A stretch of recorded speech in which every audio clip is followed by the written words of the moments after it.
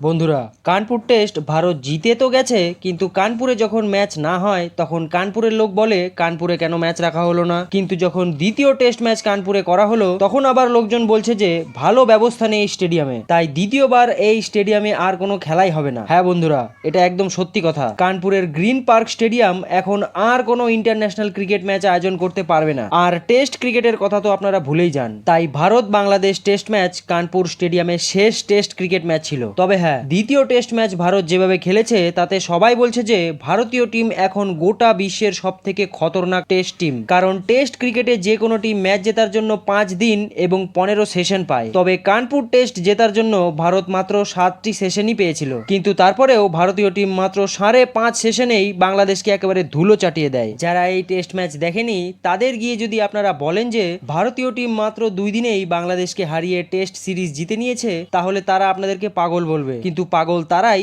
যারা এই ম্যাচ দেখেনি।